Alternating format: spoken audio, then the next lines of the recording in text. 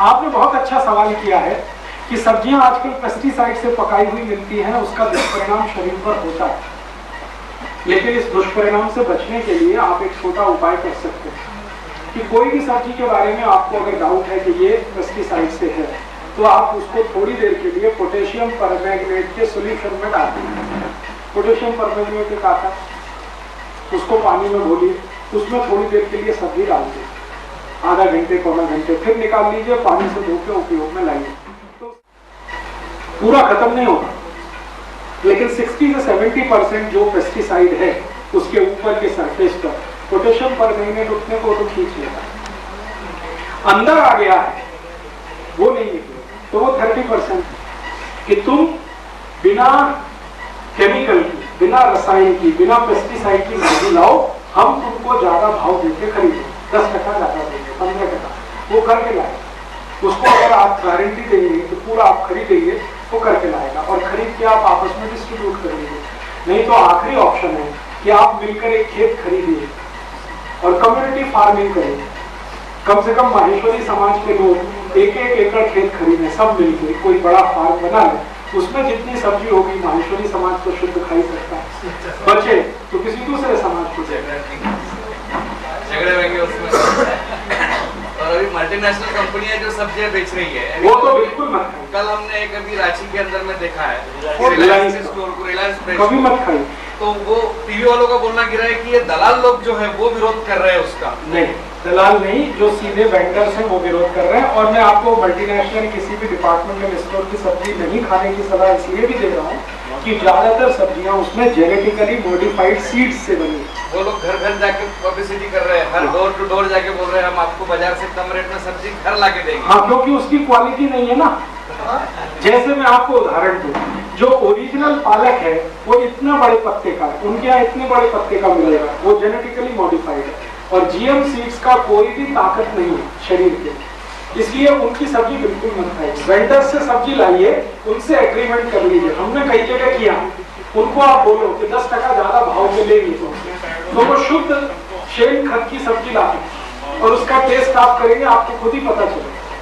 वो कर सके तो सबसे अच्छा है, नहीं कर सके तो कम्युनिटी फार्म है, एक छोटा सा डेवलप करिए फार्म हाउस, वो सबके लिए।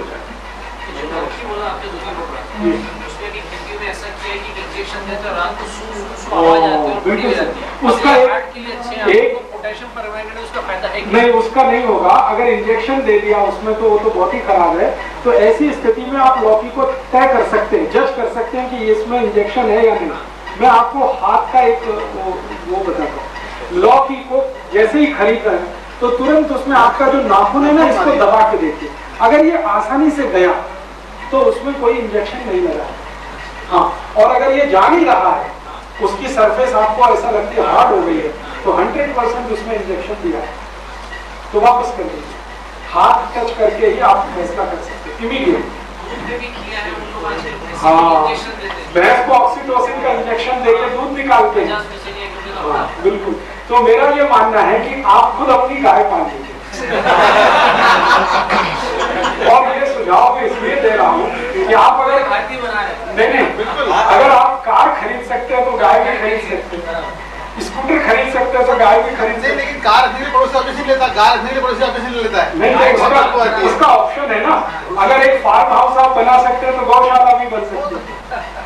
माहेश्वरी समाज में थोड़ा थोड़ा फंड इकट्ठा करके गाय खरीदिए, फार्म हाउस बनाइए, अच्छी खेती करवाइए, शुद्ध सब्जी खाइए, शुद्ध गाय का दूध लाइए, तो सुख तो यही है।